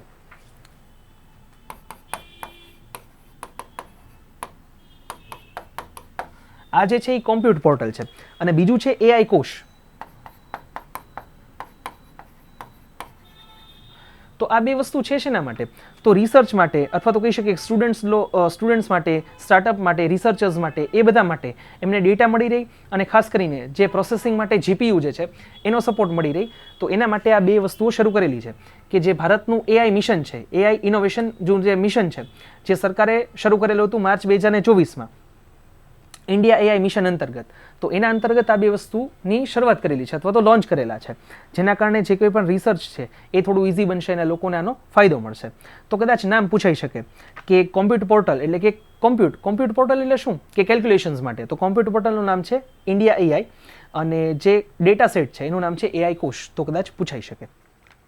એ પછી 21 નંબર ઉપર આવજો. ગ્લોબલ ટેરરિઝમ ઇન્ડેક્સ એક આવેલો છે વર્ષ 2025 માટેનો. આતંકવાદ જે સમસ્યા છે એ આખા વિશ્વ માટેની છે. આખું વિશ્વ એનાથી પીડાય છે અને એ જે સમસ્યા છે એના કારણે કેટલા બધા કહી શકીએ કે લોકોને મૃત્યુ થાય છે, ટૂંકમાં એના જીવ ગુમાવવા પડે છે, અથવા તો સોસાયટીમાં એટલે કે સામાજિક રીતે અનસ્ટેબિલિટી આવે છે, એટલે કે અસ્થિરતા હોય છે. તો એ બધાને આ એક રિપ્રેઝન્ટ કરે છે, આ એક રિપોર્ટ કે ગ્લોબલ ટેરરિઝમ ઇન્ડેક્સ છે 2025નું. તો એમાં 163 દેશોનો સમાવેશ થયેલો છે કે જે લગભગ વિશ્વની 99.7% એટલે કે લગભગ આખા વિશ્વની જે વસ્તી છે એને કવર કરે છે. અને જે દેશો છે કે જે આતંકવાદથી પીડાય છે એની સંખ્યા આ વર્ષનો જે રિપોર્ટ આવ્યો છે એમાં 58થી વધીને 66 થઈ છે.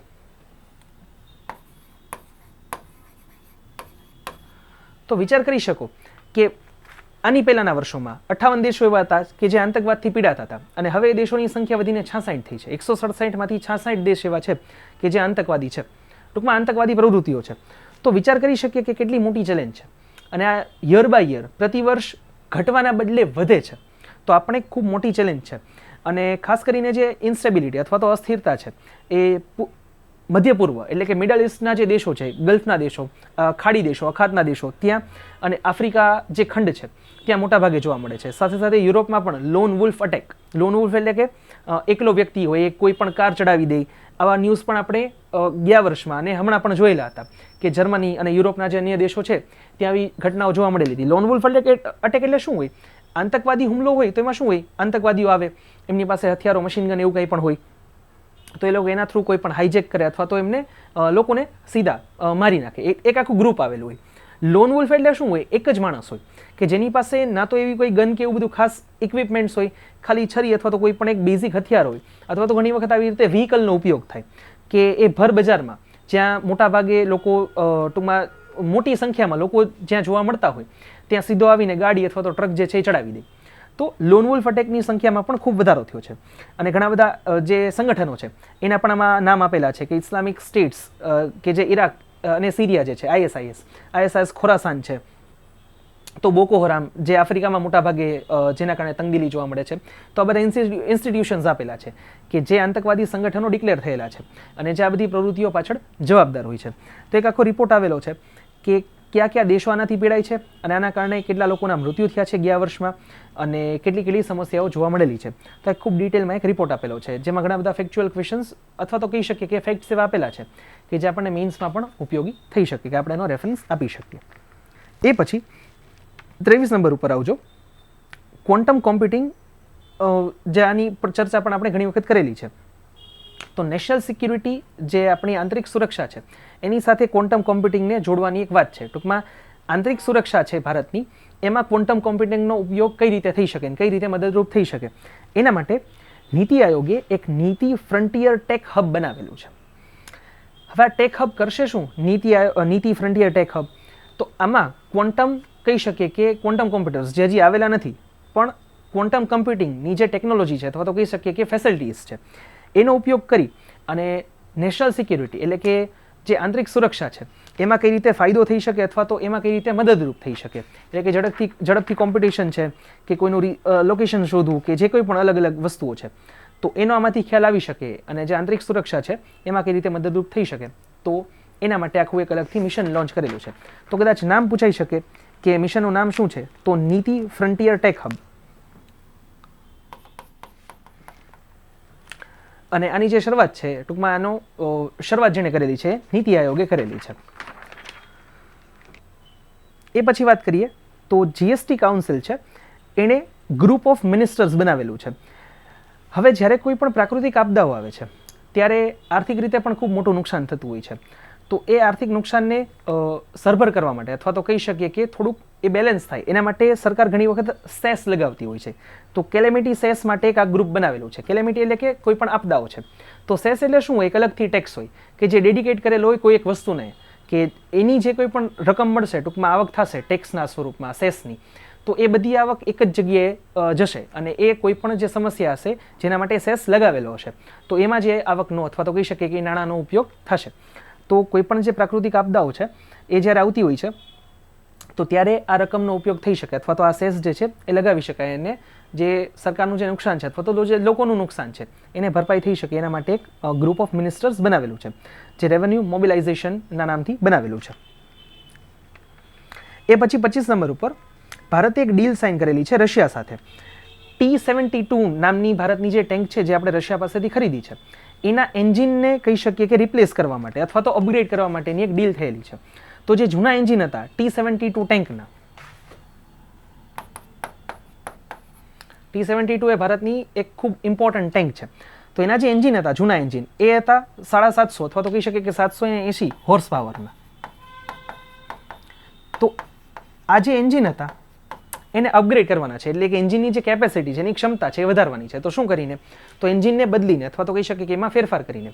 તો હવે જે છે એ બધા એન્જિનની કાર્યક્ષમતા 1000 હોર્સ પાવર હશે. એના માટેના જે કોઈ પણ સુધારા અથવા તો એન્જિન બદલવાના હોય તો એના માટેનો એક કરાર થયેલો છે. આનાથી થશે શું કે ટેન્કની જે ક્ષમતા છે એ વધશે અને ખાસ કરીને પહાડી વિસ્તારોમાં કે જ્યાં લાઇટ બેટલ ટેન્કની જરૂરિયાત હોય છે, જે જોરાવર નામની ટેન્ક ગયા વર્ષે આપણે કહી શકીએ કે સેનામાં જોડાઈ ગઈ, ટૂંકમાં કહી શકીએ કે ઓફિશિયલી કમિશન થઈ ગઈ. તો લાઇટ બેટલ ટેન્કની સાથે જે આ ટેન્ક હોય છે જે કહી શકીએ કે આવી ટેન્ક હોય છે જેનો વજન વધારે હોય છે, ટેન્કનો પોતાનો વજન, તો એ પાણીવાળા વિસ્તાર કહી શકીએ કે એમાં કામ કરી શકે. શું થાય? હોર્સ પાવર એટલે કે એન્જિનની ક્ષમતા વધી ગઈ. તો આવો કોઈ પણ વિસ્તાર હોય જે ચેલેન્જિંગ હોય ત્યાં એ વધારે સારી રીતે કાર્યક્ષમ થઈને કામ આપી શકે એના માટેની એક ડીલ થયેલી છે કે જેના દ્વારા જે આના એન્જિન છે T-72 ટેન્કના એ એન્જિનને અપગ્રેડ કરવાના છે. અને આ જે ટેન્ક છે એનું ઉત્પાદન ભારતમાં થાય છે. ધ હેવી વ્હીકલ્સ ફેક્ટરી જે છે અવાડીમાં આવેલી છે તમિલનાડુમાં, ત્યાં ટેન્કનું ઉત્પાદન થાય છે. અને આ જ જગ્યાએ કહી શકીએ કે જે આ એન્જિન છે એમાં પણ જે કોઈ પણ ફેરફાર કરવાના છે અથવા તો કહી શકીએ કે નવા એન્જિન લગાવવાના છે તો એની પ્રક્રિયા પણ થશે આ કંપની અંતર્ગત. તો અહીંયા પણ ફરી વખત જેની ચર્ચા આપણે કરતા હોઈએ છીએ કે મેક ઇન ઇન્ડિયા અને ટેકનોલોજી ટ્રાન્સફર એ બંનેનો અહીંયા થશે કે જે કોઈ પણ આપણે એન્જિનમાં ફેરફાર કરશું તો એ અહીંયા આપણે જ કરશું, ટૂંકમાં ભારત દેશમાં જે થશે એના કારણે રોજગારી લોકોને મળશે. અને બીજું ટેકનોલોજી ટ્રાન્સફર એટલે કે ભવિષ્યમાં જો આપણે એવું કરવું હોય, બનાવવા હોય તો આપણે આપણી જાતે બનાવી શકીએ. તો એ બંને જે ખાસ ડિફેન્સની કોઈ પણ ડીલ થતી હોય એમાં ભારતનો આગ્રહ હોય છે અને દર વખતે આપણે એનો લાભ પણ મળતો હોય છે. તો ટેકનોલોજી ટ્રાન્સફર અને કહી શકીએ કે મેક ઇન ઇન્ડિયા એ બંને જે પર્સપેક્ટિવ છે એ બંને જે દ્રષ્ટિકોણ છે એના અંતર્ગત પણ આ એક ખૂબ ઇમ્પોર્ટન્ટ વસ્તુ છે. એના પછી 26 નંબર ઉપર આવજો. માધવ નેશનલ પાર્ક જે મધ્યપ્રદેશમાં આવેલું છે એ ભારતનું 58મું ટાઈગર રિઝર્વ બનેલું છે. તો ભારતનું 58મું ટાઈગર રિઝર્વ બનેલું છે કે જે મધ્યપ્રદેશમાં આવેલું છે. અને મધ્યપ્રદેશની પર્ટિક્યુલર વાત કરીએ તો મધ્યપ્રદેશનું આ 9મું ટાઈગર રિઝર્વ છે. તો ટાઈગર રિઝર્વની સંખ્યામાં પણ યર બાય યર ખૂબ વધારો થતો જાય છે અને આપણા માટે પણ એક ખૂબ સારી વાત કહેવાય કે જે વન્ય પ્રજાતિ છે એમાં બંને આવી ગયા, ફોના અને ફ્લોરા એટલે કે પ્રાણી અને વનસ્પતિ, એ બંનેનું સંરક્ષણ કરવું એ આપણી જવાબદારી છે, નૈતિક ફરજ છે. તો એના કારણે ટાઈગર રિઝર્વ જેટલા પણ નવા બનશે એના કારણે વાઘનું સંરક્ષણ વધશે. તો એના કારણે કહી શકીએ કે એમની જે પ્રજાતિ છે એ ધીમે ધીમે કે જેની સંખ્યા ખૂબ ઘટતી જાય છે તો એમાં પણ ખૂબ સારો એવો સુધારો આપણને જોવા મળશે.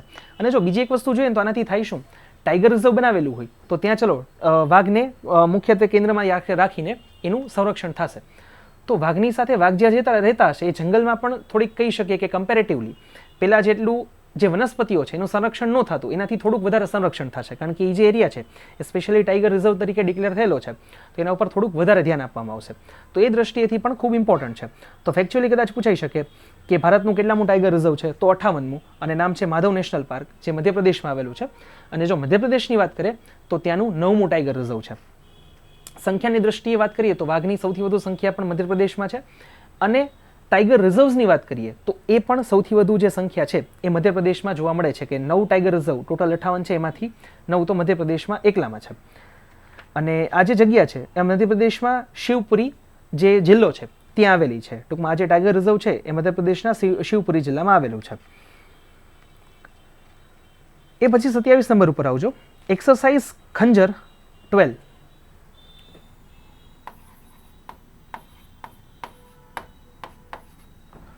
તો આ નામની જે એક્સરસાઇઝ છે એટલે કે મિલિટરી એક્સરસાઇઝ, જે સૈન્ય ગતિવિધિ, તો એ ભારત અને કિર્ગિસ્તાન એ બંને વચ્ચે કરવામાં આવેલી છે. જેમ આની પહેલાં પણ આપણે ચર્ચા કરતા હોઈએ છીએ કે કોઈ પણ મિલિટરી એક્સરસાઇઝ થતી હોય, જ્યારે સૈન્ય અભ્યાસ, યુદ્ધ અભ્યાસ થતા હોય છે, તો ત્યારે મોટાભાગે કાં તો બે દેશો અથવા તો ટ્રાયલેટરલ હોય, મલ્ટીલેટરલ હોય, તો ઘણા બધી વખત ગ્રુપમાં પણ હોઈ શકે. તો આ જે ખંજર છે એનું 12મું એડિશન હતું, એટલે કે 12મા વર્ષે આ કરવામાં આવેલી હતી, 12મી વખત આ કરવામાં આવેલી હતી, અને એની શરૂઆત થઈ હતી વર્ષ 2011માં. તો ભારત અને કિર્ગિસ્તાન બંને વચ્ચે આ યુદ્ધ અભ્યાસ થાય છે. અને આ વર્ષનો જે આ 2025ના વર્ષનો યુદ્ધ અભ્યાસ છે એ કિર્ગિસ્તાનમાં રાખવામાં આવેલો છે. અને ફરી વખત ચર્ચા થઈ એમ કે દર વખતે એક દેશનો ભાગ, એક દેશનો વારો હોય. તો આ જે યુદ્ધ અભ્યાસ છે એમાં ભારતની જે સ્પેશિયલ ફોર્સીસ છે, જે પેરાશૂટ રેજિમેન્ટ તરીકે ઓળખાય છે, પેરા SF, તો એ લોકોએ આમાં ભાગ લીધો હતો. અને ત્યાંની પણ કિર્ગિસ્તાનની પણ જે સ્પેશિયલ ફોર્સીસ છે એ બંનેનું સંયુક્ત કહી શકીએ કે કવાયત હતી, અથવા તો કહી શકીએ કે યુદ્ધ અભ્યાસ હતો. તો જનરલી શું હોય, એક કોઈ પણ રેજિમેન્ટ ફિક્સ કરેલી હોય, અથવા તો પહેલાં તો એક્સરસાઇઝ કોની છે એ નક્કી હોય, કે આર્મીની છે, નેવીની છે, એરફોર્સની છે, એ નક્કી હોય. એમાંથી પણ પછી કયા ડિવિઝનની છે તો એનું પણ અલગ અલગ દર વખતે હોય છે. તો આર્મીની એક્સરસાઇઝ હતી, અને એમાં પણ ખાસ કરીને વાત કરીએ તો જે પેરા SF છે, પેરાશૂટ રેજિમેન્ટ સ્પેશિયલ ફોર્સીસ, તો એ જે છે આમાં ભાગ લીધેલો હતો. એના પછી 28 નંબર પર વાત કરીએ તો ઘઉં અને જે શેરડી છે એનું જે ઉત્પાદન છે એનો એક રિપોર્ટ આવેલો છે કે વેધરના કારણે, અથવા તો કહી શકીએ કે જે અત્યારે આપણને હવામાનમાં જે પરિવર્તન એ બધું જોવા મળે છે, ક્લાઇમેટ ચેન્જ મોટા ભાગે, તો એના કારણે જે આ પાક છે એમના પ્રોડક્શનમાં, એના ઉત્પાદનમાં પણ ફેરફાર જોવા મળે છે.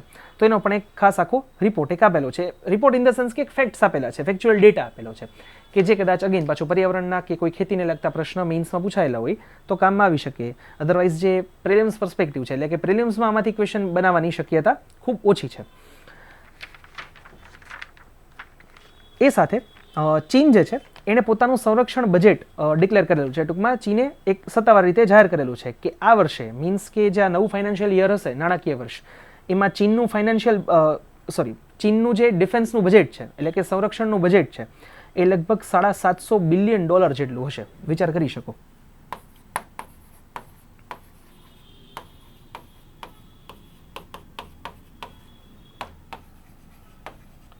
જ્યારે ભારતનું આ વર્ષનું સરકારે જે બજેટ બહાર પાડેલું છે એને જો બિલિયન ડોલરમાં ગણીએ તો લગભગ $79 બિલિયન છે.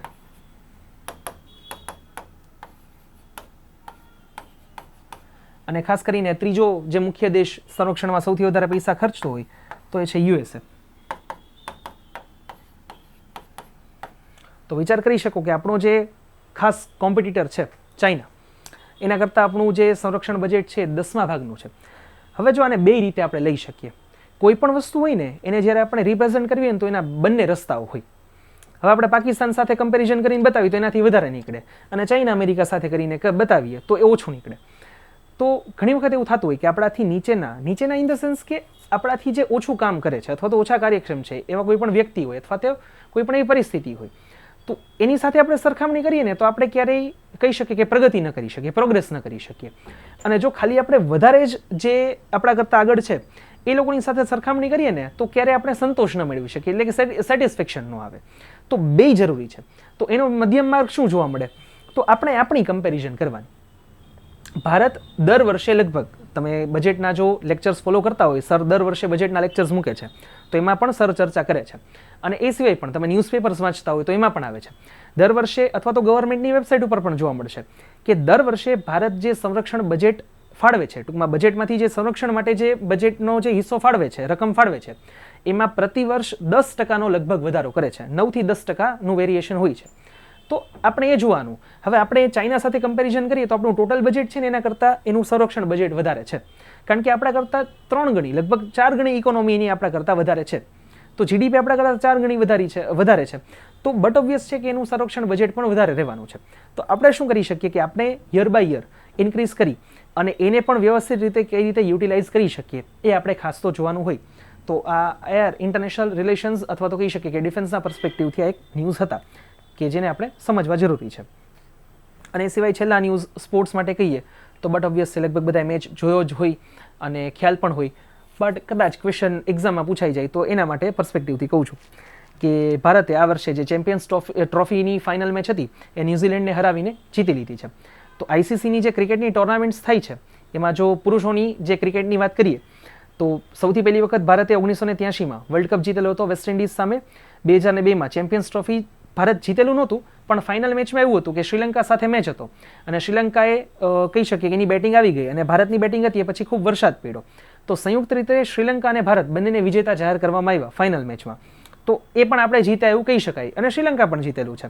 તો 2002નું ચેમ્પિયન્સ ટ્રોફી પણ પ્રથમ વખત ભારત ત્યારે જીતેલું હતું.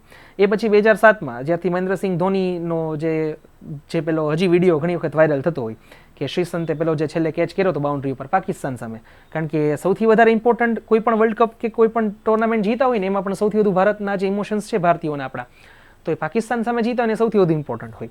તો 2007માં T20 વર્લ્ડ કપ આપણે પાકિસ્તાન સામે જીતેલા હતા. 2011માં ફરી વખત જે 50-50 એટલે કે વન ડે વર્લ્ડ કપ છે જીતેલા હતા. 2013માં દ્વિતીય વખત ચેમ્પિયન્સ ટ્રોફી અને 2024માં T20 વર્લ્ડ કપ બીજી વખત જીતેલા હતા અને 2025માં આ વર્ષે ચેમ્પિયન્સ ટ્રોફી ત્રીજી વખત જીત્યા છીએ. તો વન ડે વર્લ્ડ કપની વાત કરીએ તો ભારત 2 વાર જીત્યું છે, 1983 અને 2011. T20 વર્લ્ડ કપની વાત કરીએ તો ભારત 2 વાર જીતેલું છે, 2007 અને 2024. અને જો ચેમ્પિયન્સ ટ્રોફીની વાત કરીએ તો વર્ષ 3 વખત જીતેલું છે, વર્ષ 2002માં, વર્ષ 2013માં અને વર્ષ 2025માં. તો ક્રિકેટની આ એક અમુક માહિતી છે કે જે લગભગ મોટાભાગના ભારતીયોમાં અને ખાસ કરીને છોકરાઓ બોયઝની વાત કરીએ પુરુષોમાં તેમાં તો કાંઈ લગભગ કહેવાની નહીં, એનાથી વધારે રેકોર્ડ તમે બધા મને કોમેન્ટ સેક્શનમાં જણાવી શકશો કે હજી આવું હતું.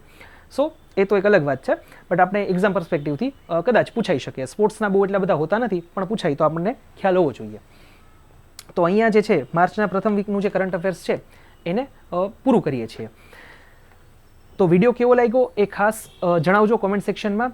વિડીયોને લાઇક કરવાનું ખાસ ન ભૂલતા, ચેનલને સબસ્ક્રાઇબ જરૂરથી કરજો અને જે કોઈ પણ જે કોમ્પિટિટિવ એક્ઝામ્સની પ્રિપેરેશન કરતા હોય આપણા મિત્રો અથવા તો આપણા નજીકના લોકો એમને ખાસ આ વિડીયો જે છે એ શેર કરવાનું ભૂલતા નહીં. ધન્યવાદ.